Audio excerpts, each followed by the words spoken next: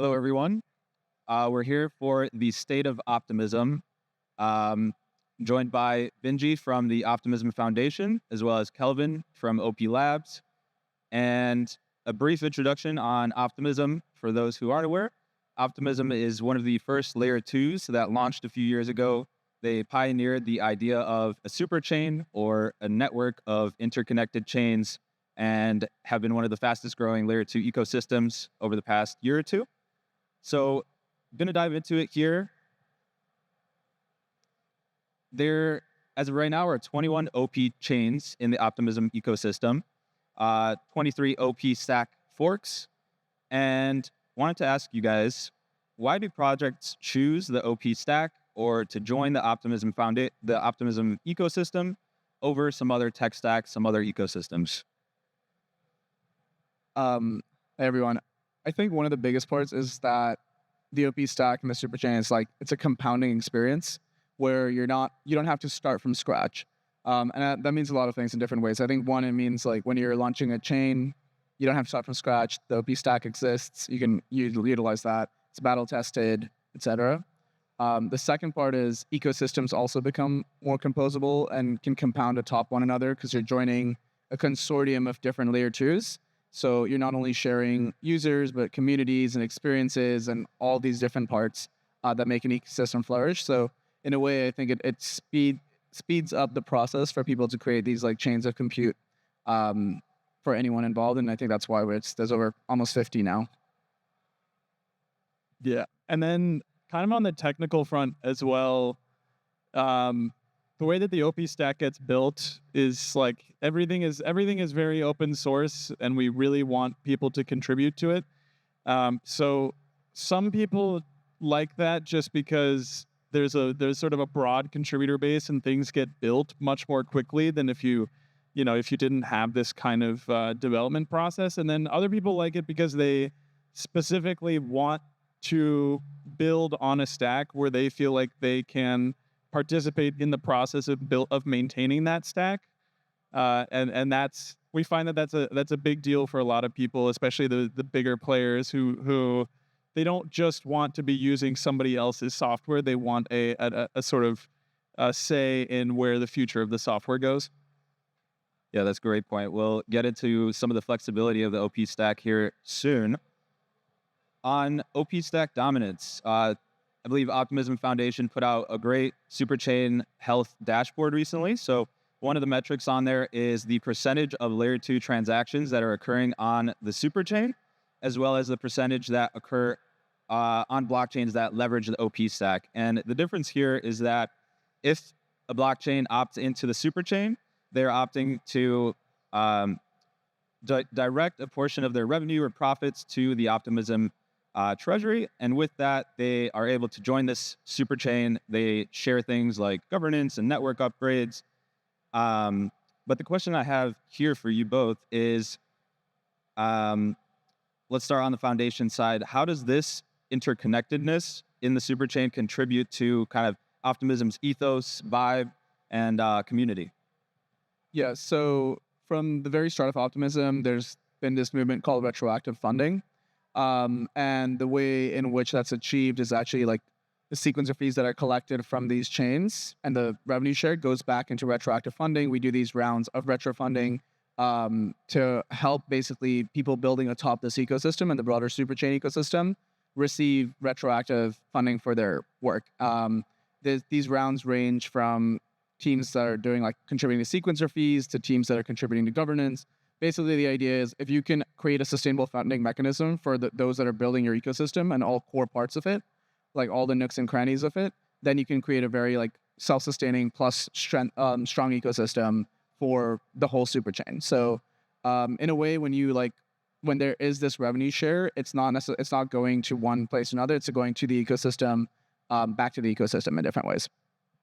And for the OP stack forks, one curiosity I've had is, why do some networks choose to leverage the OP stack but not opt into the superchain, something like Blast? Yeah, I think one of the things is just choice. Some ecosystems may make like multiple different modifications to the stack. Those may not be battle tested to be like officially a part of the superchain. So those are some of the considerations. I think we do see a lot of chains actually even start out like that and then join the super chain retroactively. We're seeing more and more of that emerge as well. But I'd say those are some of the primary reasons for most teams. If, for example, you want to really use a novel experimental feature that's like just came out recently, that wouldn't necessarily be like a standard OP stack. And as such, if it's too far off from it, like it'll make you not eligible to join the super chain as of right now. Got it.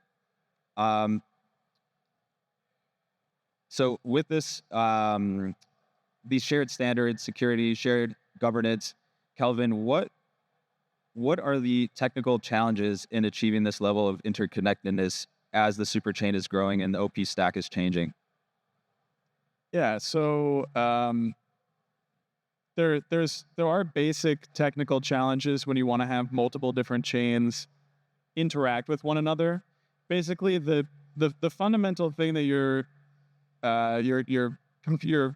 grappling with is that any chains that want to interoperate with one another are fundamentally must trust each other. They have to trust the software that these other chains are running, and in order to do that, you need to be running software that other people can vet and verify, and people need to be able to do that with relative ease, right? I mean, if Binji were running a chain and I'm running a chain, and Binji is running some really crazy modifications, and I just don't know, maybe the modifications that Binji made might introduce a bug, and if I trust his chain and someone can generate, ETH out of thin air on Binji's chain and then send it all to my chain and then use it on my chain, I have a problem.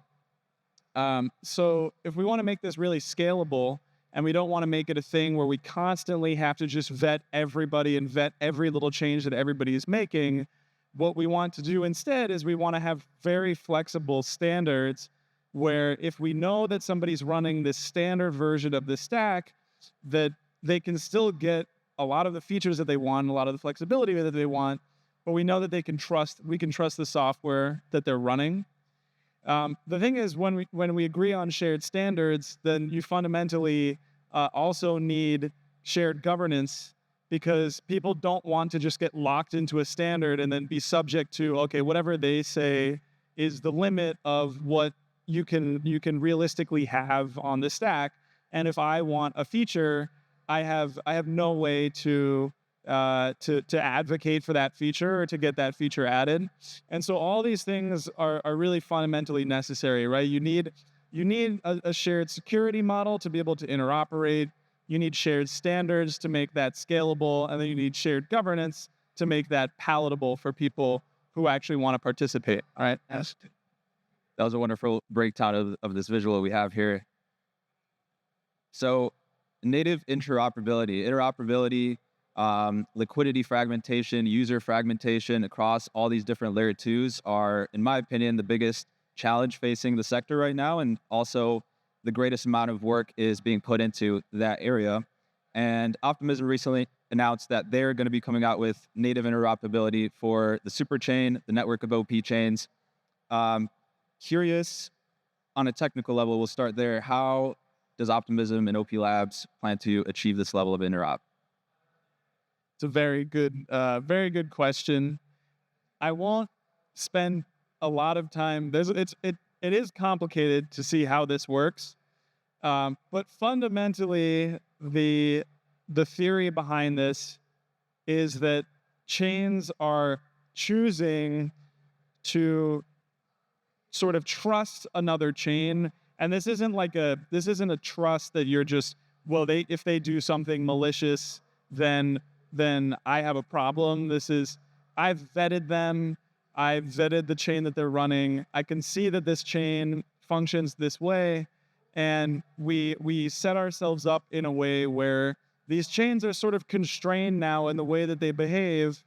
But because of those constraints that we add, now your chain can talk to my chain with, latency on the order of 2 seconds instead of 7 days or even minutes, right? It's as if we're kind of running one big chain, in some sense, right? It feels like one unified system. It's kind of the And Binji, so on the application side, the user side, what benefits, assuming native interop comes out, it's working very well, what benefits do you see for Optimism users? And are there any tangible examples that you can maybe call out where it would be a much better experience than it is today? Yeah. I think if you were to use the blockchain today, what you'd come to find is you might have a favorite app on chain A and then another app on chain B, and you use them both. Let's do like a website example of that. Today's blockchains are basically like, if I like website 1 and website 2, for me to go from website 1 to website 2, I need to change my Wi-Fi router, right? I need to change my network. And it's just like, that's a hassle. Like, imagine having to do that in a Web 2 experience. Like, that just isn't a thing. I think what interoperability creates is a world where you don't need to network switch and you don't need to do those have those hassles, whether you're a developer or a user. And that just expands the scope of how far an app can go. I think sometimes you will find that you may have an application that launches on chain A that suddenly also want to launch on chain B and chain C. And the multi-chain world, I was a big fan of that in 2021. I thought that was actually like pretty exciting to see, because what that lets you do is tap into different communities, lets you tap into like complete different parts of the world as well, because each chain may have their own segment. With interop, you can have these interoperable applications that are not limited by like the chain that they're on, but can actually expand outside of it, and users don't have to feel the difference over time. And I think that's fundamentally a very powerful concept in bridging and connecting the entire ecosystem together. No more network switching, things like that, I think like slowly lead to a user experience that's better. And then actually connecting these ecosystems means the TAM of any average developer on the superchain just grows way larger than one singular chain. I love the second graphic on that. That really shows that you're not just building for one city, you're building for an entire world. And I think that's like fundamentally very powerful for a developer. Yeah, I love it. I use Base and OP Mainnet and Zora and Chroma, so it would be nice for sure to ease that experience there. So this is a simple graphic of kind of the roadmap for coming out with native interop. Kelvin, from what I've seen, kind of the process for a network upgrade is OP Labs researches it, maybe makes an announcement, we go on testnet, there's a bug bounty, a governance proposal goes live, and then the network upgrade is approved, goes live on mainnet and maybe across the super chain. Would love for you to kind of walk through that flow and how things work for a big network upgrade like something like native interop.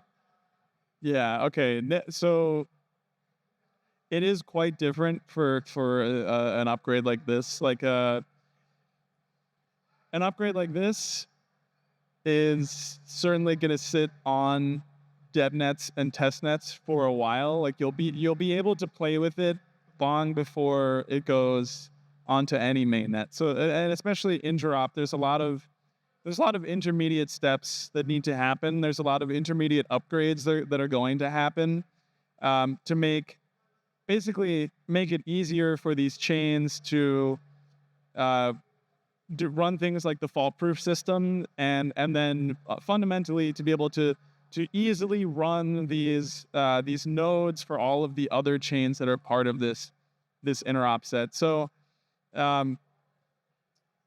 interop is kind of a special case. Like earlier on, you'll start to see we already have a tool called SuperSim. SuperSim essentially allows you to simulate what interop is going to be like now, so you can start building applications as if interop were live, and then you'll be able to develop these applications locally. Eventually, there's going to be a test net that feels like what SuperSim was, except now it's a live network. This is going to be a long process to really get all the pieces in place. But yeah, I don't know. This is a very special upgrade when it comes to how to sequence it and how to actually roll it out. Well, let's bring it to something non-native interop then. Optimism is building for a multi-proof future. It's an optimistic rollup. So this year, you guys launched a fraud-proof system. And that's not the only fault-proof system that you're looking to launch. You're also looking to expand into potentially ZK rollups. Why a multi-proof future? Yeah, why multi-proof? When we think of these rollups, we've kind of been taught that like there are optimistic rollups and ZK rollups and all these different things. But really, at the end of the day, you just have rollups, and then you have something called a proof, which is how you tell the L1 what happened on the rollup. And for any given rollup, you can have one type of proof. Maybe you could have an optimistic proof, or you could have a ZK proof, or you can have multiple proofs for the same chain. And the beauty of having multiple proofs for the same chain is that we know that software is not perfect. We know that bugs happen. And if we just trusted one proof system, then one day there's going to be a bug, and that bug is going to be catastrophic. But if we eventually have multiple proof systems, then the odds of there being a bug in all of those proof systems at the very same time start to become astronomically small. And then we start to get the properties that we really want of like, we can fully trust this because yes, it could be that there's a bug in one of these, but almost certainly there's never going to be a bug in 3 of these at the exact same time. It's kind of the mental model. Redundancy. Binji, I want to ask, what's next for Optimism's non-technical decentralization on the foundation side? Yeah. One thing that is very exciting to see is that more and more chains are getting delegation within the governance system of the Optimism ecosystem and the collective. So you might have seen that like Base recently received an OP grant to like work within their ecosystem. Other blockchains are joining and taking active parts within governance. I think what you end up in is, as Kelvin mentioned, is there's people who are opting into the stack and they want to build entire companies, entire businesses atop the stack with the shared standard. Now, how do you kind of mediate that shared standard and make sure you're not locked in? That is through governance. So like the natural step there is actually this evolution of chains becoming involved within the broader collective. And so like we're very excited to see that happen. On the further decentralization side, technical plus non-tech is the Security Council, of course. So that's another way to kind of decentralize key handovers, et cetera, within the collective and make it further more like future-proof and resilient. But broadly, we're seeing increased participation in governance. You know, I think one of the things that's interesting to see is the likes of Sony, the likes of Coinbase, like fully building atop this stack, like fully wanting to join this shared standard, join this shared mission, and build on top of the superchain and like build the superchain itself while they're doing so. So those are some parts. I think other parts of decentralization comes a lot from when you have a funding mechanism that can retroactively reward people who may not have made a sum for what their work, right? Like especially like people who make education, content, people who do marketing, people who do comms, things like that for an ecosystem. It actually leads to this world where sometimes I learn about Optimism through a third-party source that had been funded by retro funding, and I think that's a form of decentralization of itself. I think the voices through which an ecosystem, like the multiple different types of voices an ecosystem has, is the form of decentralization itself. And like, I feel very confident, and it's very comforting to see the collective grow in that world, where there's just a lot of people, and there's a lot of incredible folks that are constantly building, constantly like advocating and like experimenting with different things on top of the OP stack, and growing the superchain is a part of that as well. Kelvin, anything to add on the OP Labs or a technical decentralization front? Yeah, so I mean, obviously, a lot of the biggest stuff on the technical front is the fault proofs and getting not just OP mainnet, but all of these other chains to this stage 1 system. And then there's improvements that we're making to simplifying the security model, just making the whole system easier to think about. But I think probably the most interesting thing on the technical front is just sort of decentralizing how the software gets built in the first place, and getting more teams that have more independent implementations of everything.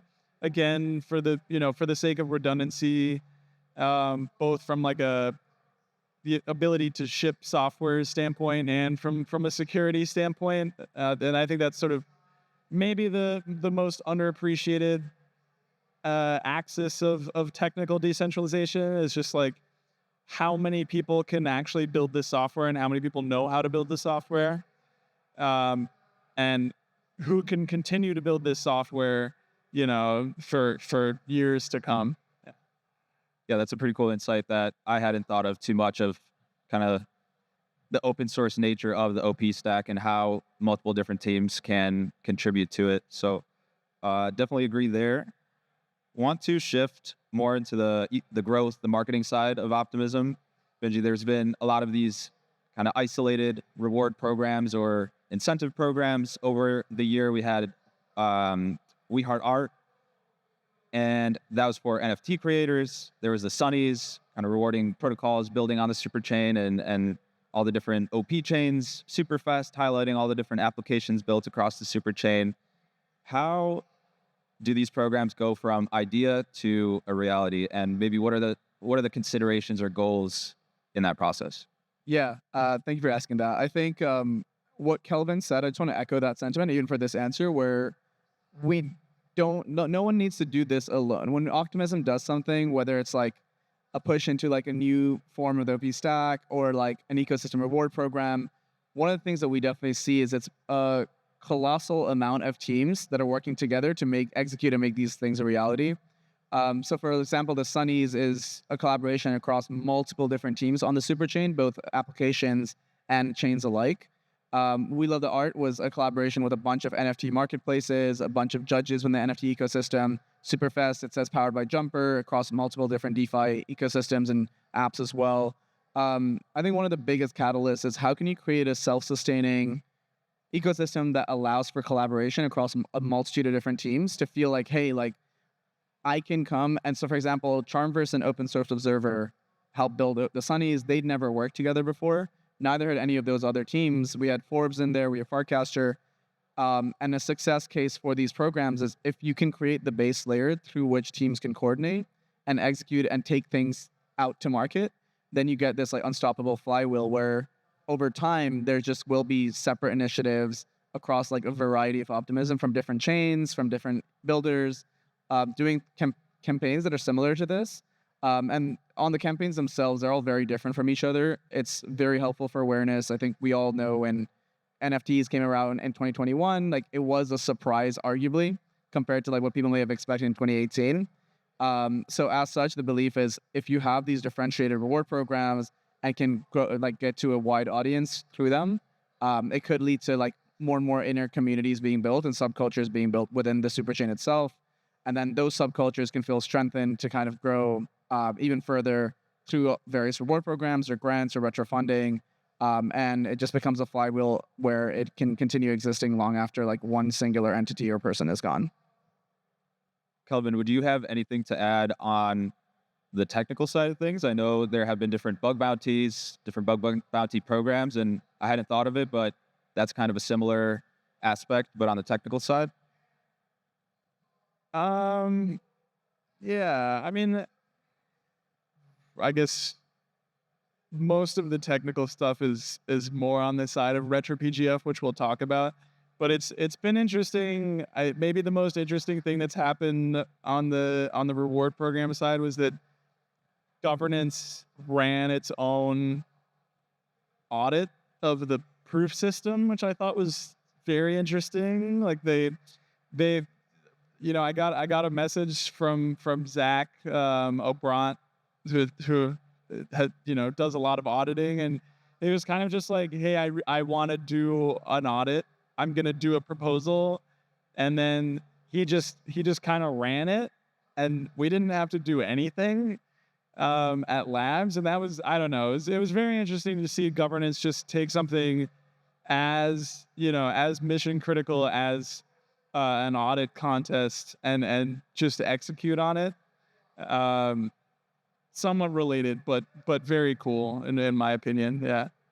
Like if you create an ecosystem that has all the right plumbing and infrastructure for a group of contributors to come and execute on something, then you have a resilient ecosystem. And I think like that's a part of decentralization as well. It's like governance exists. Someone can put up a proposal. There's the audit thing, for example.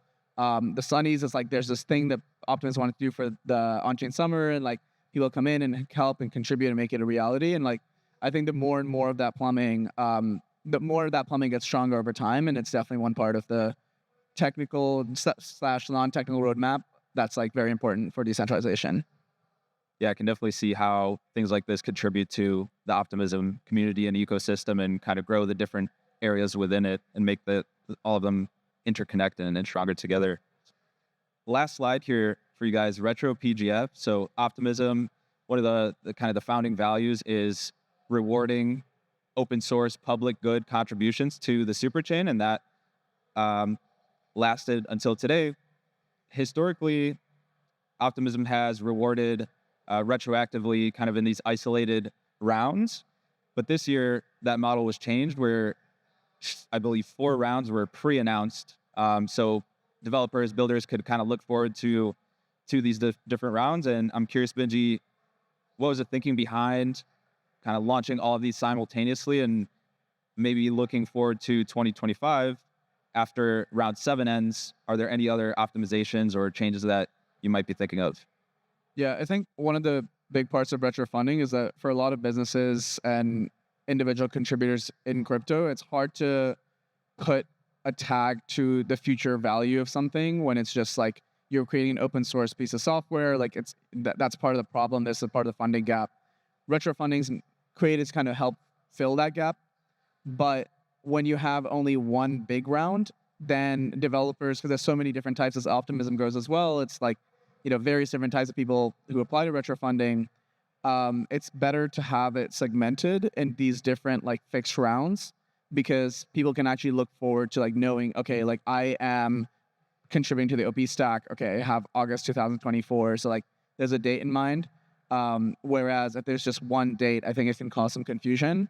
And I think tactically, and I'm not on the governance side of things, but tactically as well, it just grew. Like there are just more and more applications coming in, and it probably just makes more sense for the badge holders, for helping improve like voter apathy, et cetera, like to actually do these in smaller rounds versus one big one. Well, we've got a minute and a half here left. I guess we can close it out by asking, what are you both excited for on the growth side, on the technical side? What are you most looking forward to and excited to be working on over the next 3-6 months? Interoperability, both social layer and technical, and everything in between. I think it's like where the superchain is a consortium of companies, builders, users, contributors, like all working together and building atop a shared stack. And I think as we get that to be more and more interoperable in various different ways, it just only gets stronger. And the compounding effect of that it's a force that truly like just has a life of its own. Yeah, I think similarly on the technical side, over the last 6 months to a year, we've really accelerated the ability for people to just contribute to the stack. And it's very interesting to see all these different people from all these different organizations work together, building this thing. It's like I don't know. It feels like a model that crypto has really not is perfect for, and just for some reason has not followed in the past. And I don't know. I love watching it. It's been very interesting. Well, thank you both so much for coming on here. Binji, Kelvin, it's been a pleasure. Thank you all in the audience to have joined us here, and we'll wrap it up.